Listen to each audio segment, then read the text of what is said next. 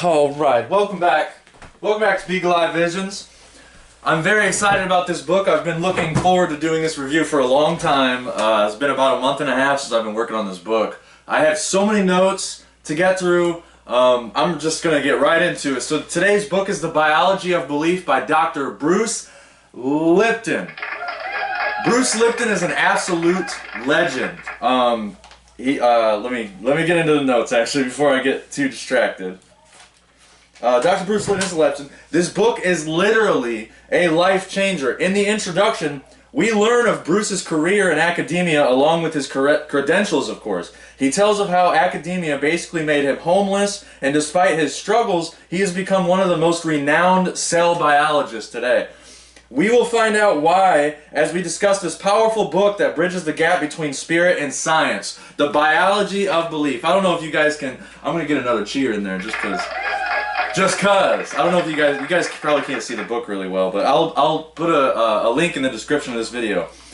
Are you ready to consider an alternate reality to that provided by the medical model, a reality in which the human body is not simply a biochemical machine? Are you ready to use your subconscious and conscious minds to create a life overflowing with health, happiness, and love without the aid of genetic engineers and without addicting yourself to drugs? There is nothing to buy, and there are no policies to take out. It's just a matter of temporarily suspending the archaic beliefs you have acquired from the scientific and media establishments, so you can consider the exciting new awareness offered by leading-edge scientists. That's a quote directly from the introduction. So chapter 1 is called Lessons from the Petri Dish, in praise of smart cells and smart students. First of all, I know I say this a lot, but Bruce Lipton, he's a very efficient writer. He writes in a way that is so vivid, even for the average reader like myself. This chapter begins with Lipton at the Caribbean and describing his experience teaching a class. This was the first time he was able to teach a class in his own way without restriction of a specific curriculum. He decided he was going to teach a class about cells by relating them to tiny human beings, which is rather unorthodox in the science community. But he got to campus late. He got there in the mid-semester, so he decided to go against the grain anyways. Lipton then goes on to discuss theories of evolution and makes the observation that in order for certain species to have increased chances of survival, they must coexist and co-evolve. In today's world of antibiotics and hand sanitizer to kill bacteria and other microorganisms, it's very ironic. We need bacteria to live. We even need bacteria to properly digest certain foods. Kombucha, as an example, is an ancient tonic with live bacteria to promote gut health. Without bacteria, we wouldn't have pizza. Can you imagine? We wouldn't have pizza! Can you imagine life without pizza? I can't. I don't want to imagine life without pizza, because you need bacteria to get the floof, right? You need that yeast. You need that live bacteria to make the pizza. So it's discussed that genetically modified organisms could be more detrimental than we could imagine, which has created super weeds that are highly resistant. Admittedly, I don't know what that means, but it doesn't sound good. So you're creating super weeds that are highly resistant. There's children playing garbage video games in the background, so sorry if you hear that. Here's another quote. Genetic evolutionists warn that if we fail to apply the lessons of our shared genetic destiny, we should be teaching, which should be teaching us the importance of cooperation among, let me say that again, the importance of cooperation amongst all species. We threaten human existence without that cooperation. We need to move beyond Darwinian theory, which stresses the importance of the individuals, to one that stresses the importance of community. I say this all the time. I've been saying it for years. Back to the quote. British scientist Timothy Lenton provides evidence that evolution is more dependent on the interaction among species than it is on the interaction of individuals within a species. Evolution becomes a matter of the survival of the fittest groups rather than the survival of the fittest individuals. In a 1998 article in Nature, in Nature. Nature is it's a science magazine. That I want to do more research into that. It sounds awesome. Lenton wrote that rather than focusing on individuals and their role in evolution, we must consider the totality of organisms and their material environment to fully understand which traits came to persist and dominate. Lenton, 1998, and that's a direct quote from page 15. Even though I kept interrupting myself there, but like I said, there's so many important topics in this book to talk about. I could literally. What is that? There's just so good. I'm gonna get a drink here. I got kind of dry mouth. So chapter 2 is called "It's the Environment, Stupid." Chapter 2 gets into detail about how proteins create life, the Human Genome Project, Cell Biology 101, and epigenetics. Also getting into gene disorders. Lipton tells us that single gene disorders affect less than 2% of the population. It is more rare in science to discover that one gene is the entire cause of a disease or trait. The reason this is so widely believed is because the media puts a spin on it to obfuscate the truth. It gets to the point where these idioms are repeated so often that the general populace accepts it as truth. And this is why it is so imperative to pay attention to allegory, especially in film. Make the lie big. Make it simple, keep saying it, and eventually they will believe it. And that is a direct quote from Joseph Goebbels, chief propagandist for the Nazi Party. Unbelievable. That guy's a piece of work. That's a whole nother rabbit hole to study. Dr. Bruce Lipton then schools us on DNA and Watson and Crick, followed by experiments where scientists are trying to find the brain of a enucleated. I don't think I'm saying that correctly, even though I looked it up. It's enucleated, enucleated cell. I don't think I'm enucleating cell, and the process that requires. The most interesting part in this chapter, in my opinion, is the section called Epigenetics, the New Science of Self-Empowerment. From there, we learn how organisms pass on hereditary information, which is fascinating, but I can't even begin to explain it. Bruce, being the great teacher that he is, gives excellent examples to help the average Joe reader like myself to understand. Like the example of how you can change the color, hue, and brightness of a TV set, the same way that proteins can change a gene's blueprint. There's another interesting example using rats, but I'm not gonna. There's a lot of because, like I said, he's a scientist, he's a doctor, he's been studying cell biology for most of his life. He's now retired, which he deserves it. He's retired and he just hangs out with his wife and his kids all the time. Yeah, I'm not going to explain all of the experiments that he goes through in this book, because I really want you guys to look this book up. And I mean, there's audiobooks on YouTube. There's an audiobook that's the shorter one. It's like a little over an hour.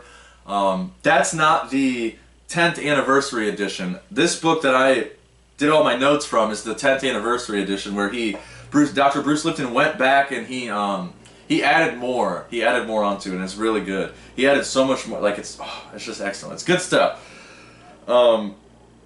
There's another interesting. Oh yeah, I skipped over that. Yeah, so there's the example about using rats was really interesting, about how I actually kind of forgot, because seems like an eternity ago in chapter 1. So chapter 2 closes out on yet another intriguing topic on telomerase, and exactly how DNA replicates itself step by step. This chapter was a doozy, I put in my notes.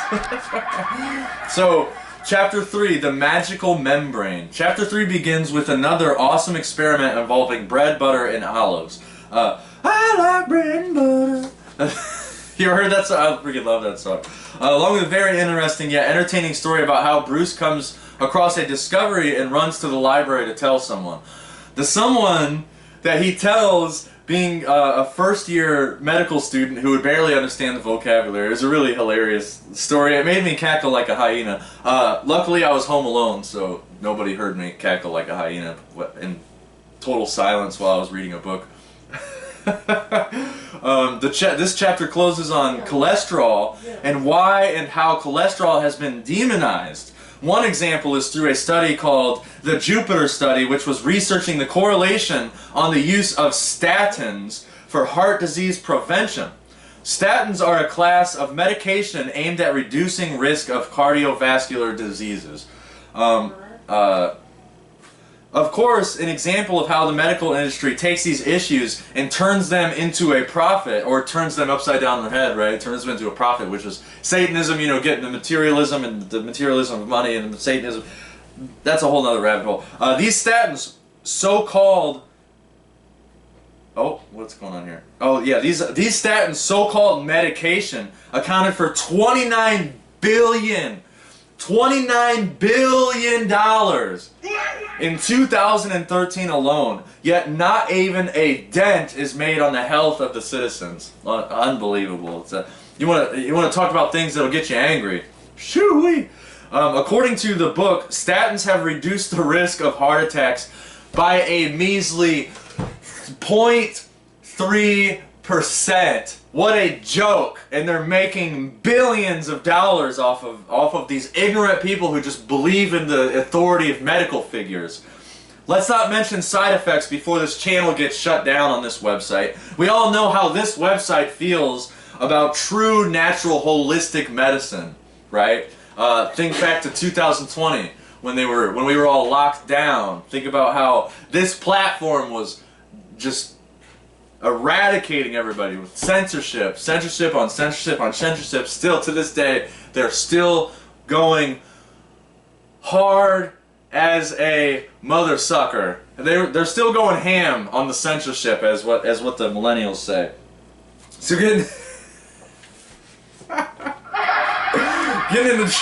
into chapter 4, the new physics. Planting both feet firmly on thin air. Yeah, I read that one multiple times. That's a brain buster right there.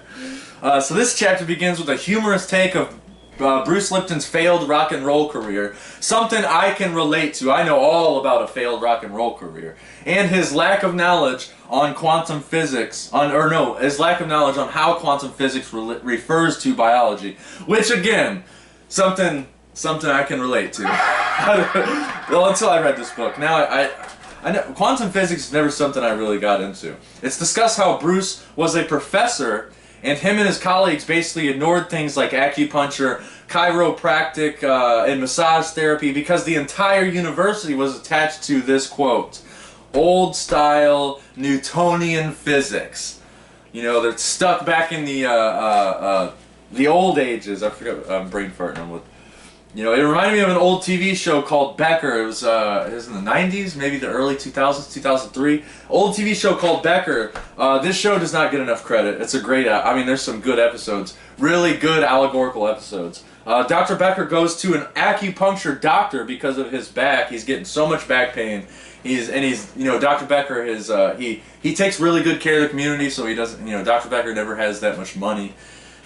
There's another episode where they talk about how he needs to get a new car because his car is just a total beater and polluting the entire city. But Dr. Becker is old school, so he was skeptical. You know, just like Dr. Bruce Lipton, how he didn't know quantum physics, how quantum physics refers to biology or relates to biology. Dr. Becker was very skeptical about how acupuncture was going to heal his back. And at the end of the episode, long story short, at the end of the episode, his back is cured. And he actually shakes the acupuncture doctor's hand. It's actually a really cool, like, that's what I love about Becker, because at the end of every episode, there's like a whole a really down to earth, like, kind of humbling experience at the end of every episode. There's not too many TV shows nowadays, actually no TV shows that are being produced in 2024 that have that sort of feeling. I mean, there's like that 90s show, or what else was I thinking of? Like Cobra Kai started off cool, but then it just got super pretentious and egotistical, and then there's another one I was thinking of that got canceled. Oh, Disjointed. Disjointed was like one of the best Netflix TV shows ever, and they canceled it after 2 seasons. Even though at the end of every episode, there was like there was a lesson to be learned, right? There was some type of moral to the story. Now I'm ranting. So back to the book. In their postgraduate years, some doctors receive their continuing education about pharmaceutical products from drug reps, the errand boys of the corporate healthcare industry. That word, industry. Essentially, these non-professionals whose primary goal is to sell products provide doctors with information about the efficacy of new drugs. Drug companies freely offer this quote-unquote education so they can persuade doctors to push their products. It is evident that the massive quantities of drugs prescribed in this country violate the Hippocratic oath taken by all doctors to first do no harm. We have been programmed by pharmaceutical corporations to become a nation of prescribed drug-popping junkies with tragic results. We need to step back and incorporate the discoveries of quantum physics into biomedicine so that we can create a new, safer system of medicine that is attuned to the laws of nature. That is a direct quote from page 96. I mean, that is a powerful quote. I gotta get a cheer in there. Man, that was... I got chills reading that. The next subsection of this chapter is titled Physics and Medicine, A Day Late and $1 Short, which reminded me of the epic band The Queers. Shout out to The Queers. I should have been wearing my Queers shirt, but I'm wearing my Boston baseball. Shout out Fallout 4. Wearing my Fallout or baseball Boston. Because Boston Celtics have been killing it. I'm wearing my Boston shorts too, but you guys can't see it. Day Late, $1 Short. Check out that album from The Queers. It's amazing. Good stuff. If you're into punk rock. This section of the chapter was very sludgy for me because I'm at a level where I didn't quite understand the vocabulary of quantum physics, and I found myself rereading the pages often. And there was a very amusing part though. Before I get to that, I will say that this chapter I was in and out of the dictionary constantly. Like I should show you guys my dictionary. It's like this big. Every sentence I was looking into the dictionary, and that's how I hope you guys, if you're reading these books along with me, I hope you if you come across a word that you don't know, or come across a word that you even understand, and you're not totally 100% on the word, look up the definition. Like it takes 3 minutes to look up the definition. Or if you want to be extremely lazy, you could whip out your stupid fondle slab, your stupid phone, your crapple phone, and whip that out and type it in a Bing search to look up the definition. You can do, that's just as easily, but you retain the information a lot easier when you use a dictionary and you look up the words, because you're putting in that work, like you're putting in the labor. I had a teacher in elementary school that always taught me that. It's like always use the dictionary. Because the dictionary also has the etymology. I guess if you look it up on a search engine, it will have the etymology too. But Bruce Lipton says that the medical establishment would have to join the quantum revolution, being dragged kicking and screaming, and they are still kicking to this day. He says, "Yeah, I totally agree. I mean, because when you make so much money, when you make what was it? What was the number? Let me go back. I'm going back to my notes. I've never done this before. When you make $29 billion in 1 year, who's gonna, if you're on that team making $29 billion, who wants to change that? Who wants to stop? Who wants to get real holistic medicine when there's billions of dollars to be made, right? These stupid drug dealers. NoFX has a song about it called Oxymoronic. It's such a good song, even though NoFX are a bunch of fake punks now at this point. But now I'm ranting again. So kicking and screaming is kicking to this day. A lecture is mentioned from the Nobel Prize-winning University of Cambridge. Physicist Brian Josephson said that the scientific establishment suffers from pathological disbelief. Jesus, Bruce Lee Christ. Brian gives a caveat before his lecture, similar exactly how Mark Passio does, and I just love that. I got so fired up. He says, "Warning, readers may find some of these ideas in this lecture disturbing that may conflict with various deeply held beliefs." That was a direct quote from page 114. So it's just like Mark Passio always, every single one of Mark Passio's presentations has a short caveat, like, if you really want to be a good student, you need to have a certain amount of open-mindedness, right? And also a healthy amount of skepticness, right? You can't just, don't be super gullible and don't believe everything, you know, you're told from face value. Don't take it from face value. Always do your own research, DIY, do it yourself. So chapter 5, the biology of emotion. Begins with a story about Dr. Albert Mason. Mason cured, oh yeah, I forgot about this. This is crazy. Dr. Albert Mason. Mason cured a 15-year-old boy's ichthyosis through hypnotization in 1952. From there we get into, this doctor, it only worked once. This kid, he had like his skin was like leathery. He looked like I'm not trying to insult him or anything, but he had like orc skin basically. If you look up ichthyosis, if you look that up, it would cover his whole entire body. And this doctor, he hypnotized him, and he basically, like, the hypnotizing cured him. But he tried the hypnotizing on other patients, and he couldn't replicate it. But he cured, this kid he had leather, like, rough skin, like it was really bumpy, and it got cured. He had normal skin, like, he became, he had normal skin. It was crazy. It was just unbelievable. Mind-blowing stuff. And then Lipton, so from there we get into a book, and we get into Rene Descartes' work. I really want to look up this book. Descartes wrote a book called The Concept of the Mind, and that's something that should definitely, is that recording? So that's something that should definitely be, that's on the list of book reviews. Well, I need to read it first, or even get a copy of it, but. So Lipton then tells us of a man that wanted to prove the germ theory wrong. So he drinks an entire glass of water with Vibrio cholerae, the bacterium believed to cause cholera, and he survived with no side effects or sickness. So he literally said, you guys know that Breaking Bad quote, science, beep, science. Censoring myself, like, again, we all know how this internet platform that I'm posting this on, we all know how it works.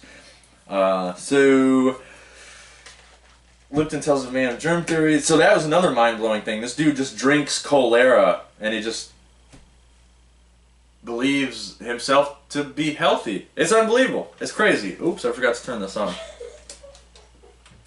So, from there we learn about the power of positive thinking, followed by more biological evidence to back up the claims. Because, you know, he is a scientist. Like I said, there's going to be a lot of experiments and studies in this book. But it's evidence. Like I said, it's empirical evidence. He gives us so much empirical evidence to back up all of these things in this book, and that's why I love it. That's why Bruce Lipton is such a legend. Just like Mark Devlin. Mark Devlin lists all of his resources in his book, The Musical Truth. Mark Devlin, shout out to Mark Devlin too. I wanted to mention another book described in this chapter, titled Molecules of Emotion: The Science Behind Mind-Body Medicine by Candace Pert. That, again, I really want to get that book. If you guys want to support the channel, use Cash App, money symbol, Beagle Eye, and if you tell me this money is for this book, I will get that book and I will send a picture to the YouTube channel just to prove it. Like, I'm totally on it. Like, I want all these books, but books are expensive. Pert is a neuroscientist that contributed to the discovery of the opiate receptor. Her outstanding research on how chemicals inside our body form a dynamic information work, linking mind and body, is boasted as revolutionary. This book is featured in a profound documentary called What the Bleep Do We Know? What the Bleep Do We Know used to be free on Amazon Prime. I don't know if it is now because after the Fallout TV show garbage, I refuse to give Amazon any of my money. Because we vote with our dollar. I say that all the time. We need to learn that we vote with our dollar. So what the bleep do we know? Again, that documentary is amazing. I wish I had a hard copy of that documentary. It is phenomenal. I think it's about an hour, little over an hour and a half. What the bleep do we know? Such a great documentary. I can do a whole review on that documentary alone. It's so good. What are you, Drew?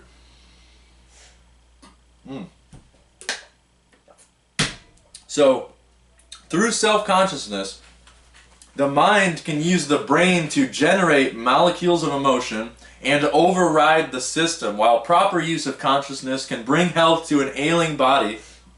Inappropriate unconscious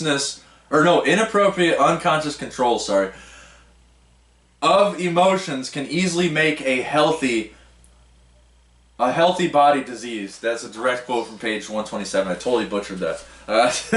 Lipton himself has even done studies that has given him reason to believe that beliefs control biology.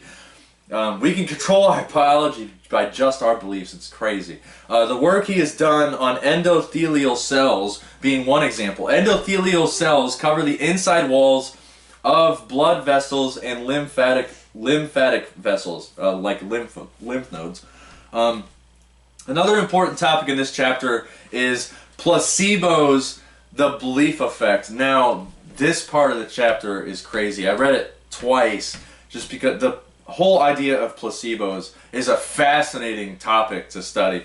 Dr. Bruce Moseley conducted a study using knee surgery on 3 different groups of patients. Okay, this is another fascinating study. One group, Moseley shaved the cartilage of the knee. Another group, he had the knee joint flushed out and had material expected to cause inflammatory effects removed. And then the third group, this is crazy right here. The third group received a placebo surgery. The patients were sedated, 3 incisions were made, and he acted as he were performing a surgery and sewed them up. All groups had the same post-operation care and exercise. All 3 groups of patients had shown improvement. One patient was even able to play basketball with his grandchildren despite walking with a cane before the surgery. This patient that was able, before the surgery, he was walking with the cane. After the surgery, he was able to play basketball with his grandchildren. This patient was part of the placebo group.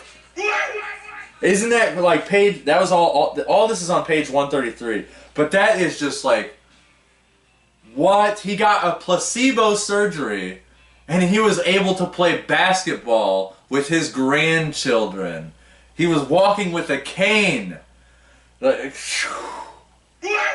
that's so great. Like, that is amazing. That's just like phenomenal. Another interesting section of the chapter is under nocebos, the power of negative beliefs. And that, again, is another fascinating. This book is just so good. I highly recommend, like, everybody needs to read this book. This is a total must read. We learned that just as easily positive thoughts can heal, negative thoughts can destroy. There was a man named Sam Londe, L-O-N-D-E, in 1974 that was diagnosed with esophagus cancer. And he passed away a few weeks after diagnosis. The autopsy revealed there was not one trace of esophageal cancer. This is a very compelling chapter, and it closes with some more. Oh wait, before I get into that, so yeah, this guy, because he got diagnosed with cancer, he believed it. The doctor believed it. His wife believed it. Everybody in the community believed it. Everybody expected that he was only going to last for 3 weeks, and so that they once he passed away, they looked inside of his body, not one drop of cancer. It was, he believed. His mere belief in thinking that he had cancer gave this man cancer. It's crazy. Look it up. It's a crazy story. This is, like I said, very compelling chapter. I want you guys to read it for yourself. This book is imperative on taking your power back and taking control of your life. Chapter 6, Growth and Perception. This chapter dives more into complex biology and how cells respond to nutrients versus toxins. I'm seriously not trying to sound like a broken record, but there's another study worth discussing. Like I said, he gives us a lot of empirical evidence. Another study by the University of Virginia, neuroscientist James I think it's C-O-A-N. My notes are my handwriting is rough. I would love to have notes, type them in a computer, and then print them out. That'd be amazing, but I don't have that type of, this channel needs more money. Like, to quote Conan O'Brien, this channel needs a lot more money. Give us your money. By the University of Virginia, scientist James Cone assessed the role of social contact in regulating emotional responses in the face of various stressors. In Cone's essay, he gave an electric shock to the ankles and recorded the brain activity of 16 women in 3 different situations. One situation while holding the hand of a loved one, while holding the hand of an anonymous male, and while not holding any hand at all. The stress test registered that the women's anxiety before and pain level during the shocks, when not holding another person's hand, the woman's anxiety and pain levels were elevated as expected. When holding their partner's hand, the negative influence of the shock was significantly reduced. I lost my spot. No!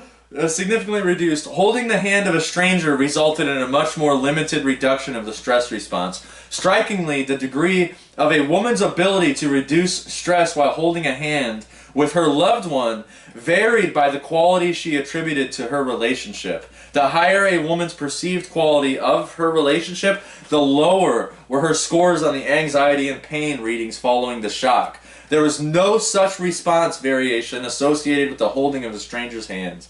In a healthy relationship, holding your partner's hand is enough to lower blood pressure, ease stress responses, improve health, and diminish physical pain. Cohn et al. 2006, that was a study, 2006, and that was a direct quote from page 162. Again, unbelievable. That's just so, that's, what?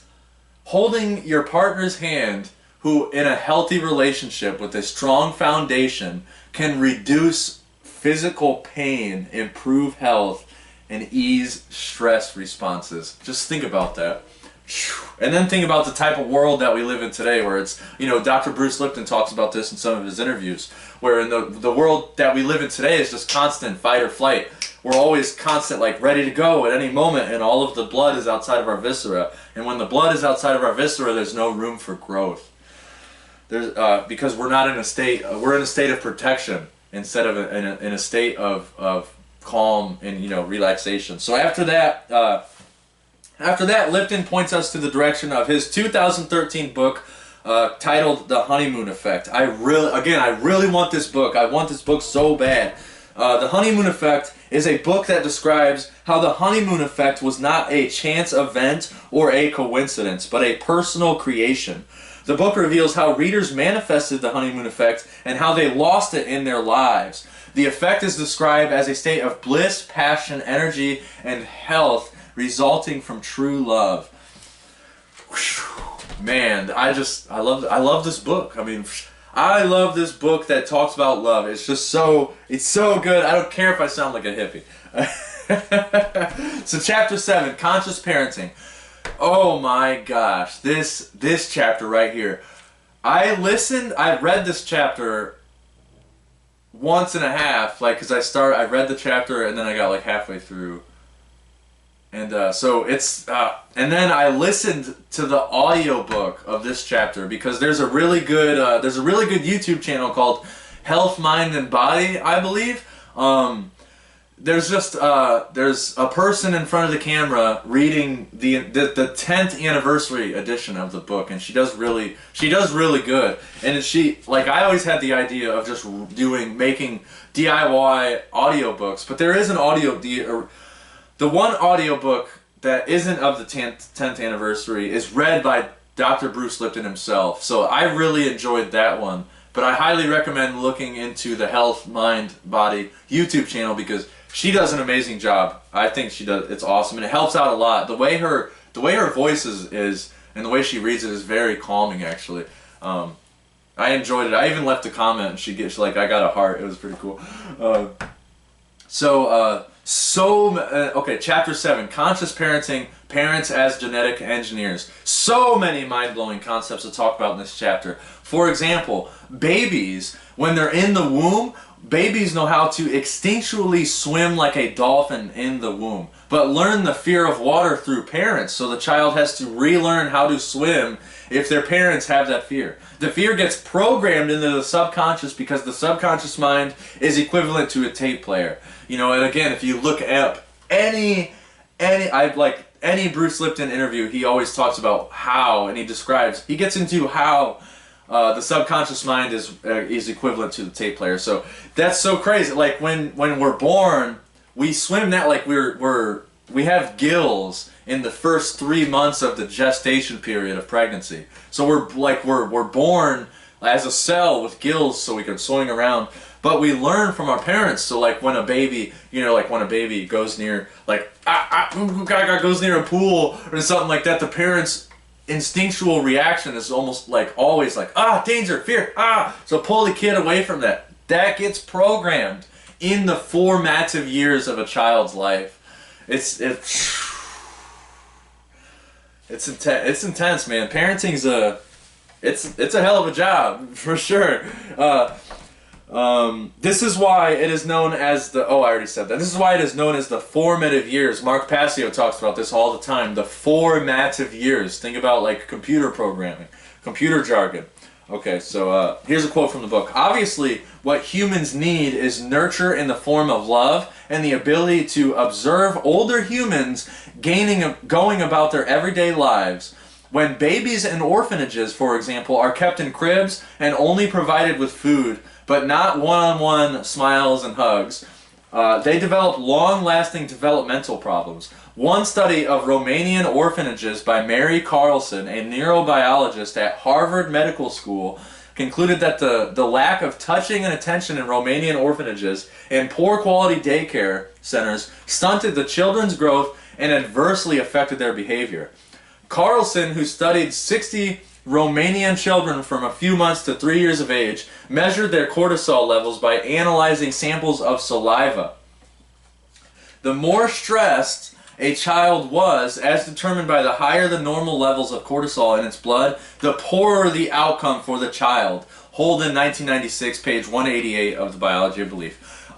This is obviously a very, very, very, very, very, very, very, very, very, very vast topic. You could do, here, let me get a drink.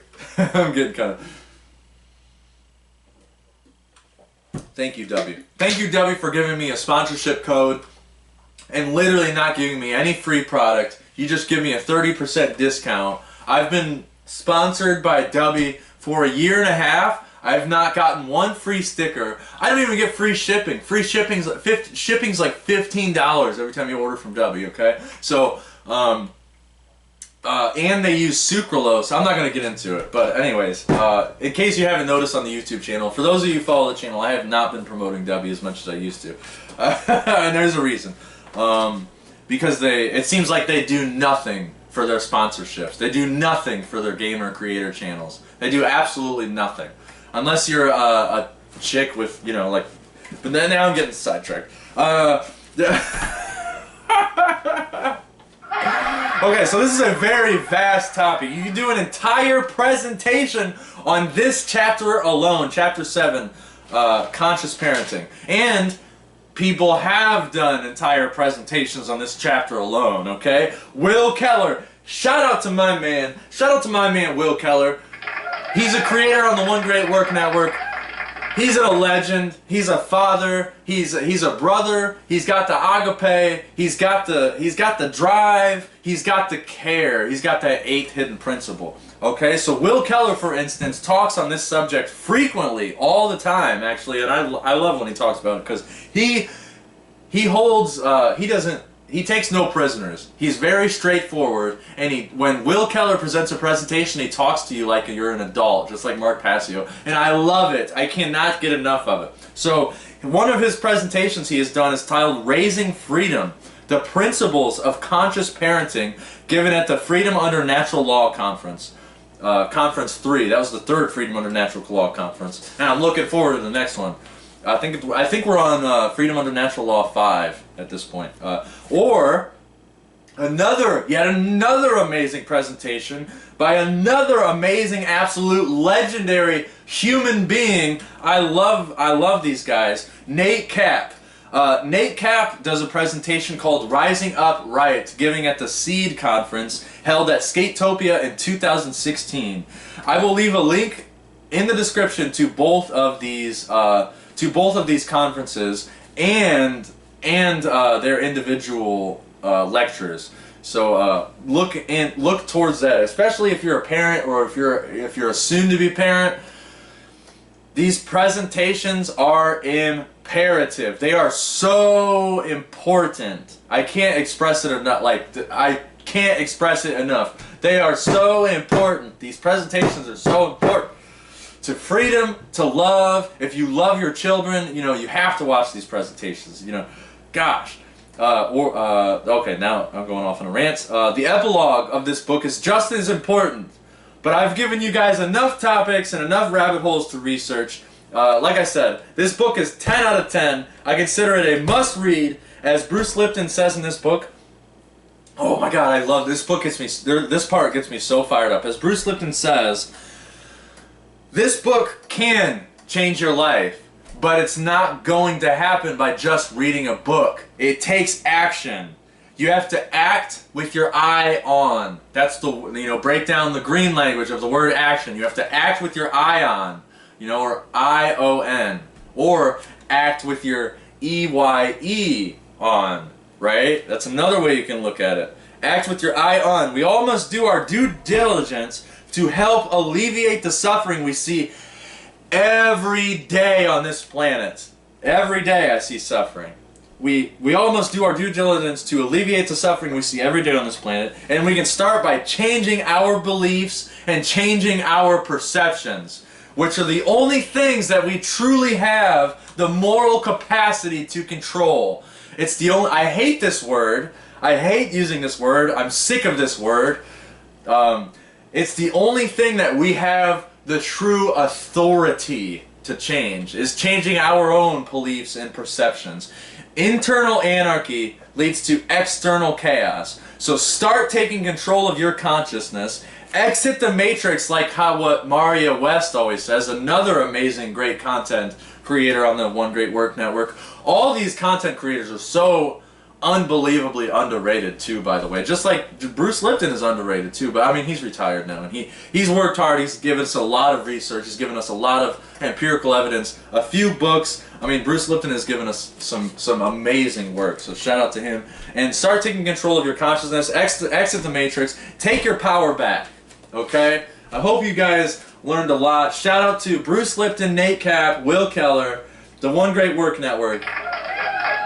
Love you guys, man. Shout out to all those guys. That is our book review today. So buy this book, The Biology of Belief. I'm gonna come up there, show you guys, get you a good look at this book. Oh.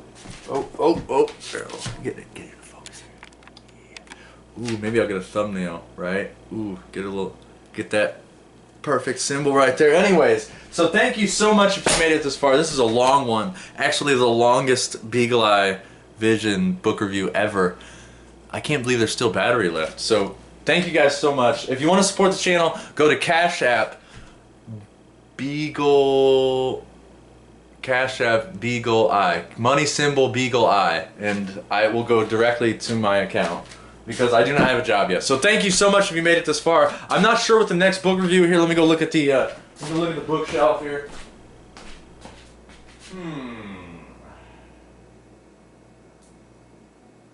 Yeah, I don't know. So it's either going to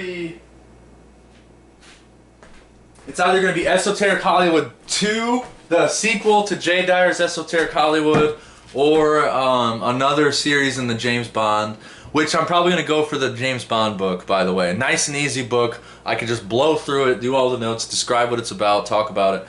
Hopefully try to get people's attention to it. There's so many books over here I want to review all of them, but I just don't have enough time. I want to do some Michael Crichton books. I definitely want to get into some Da Vinci, not Da Vinci, well yeah, the Da Vinci Code.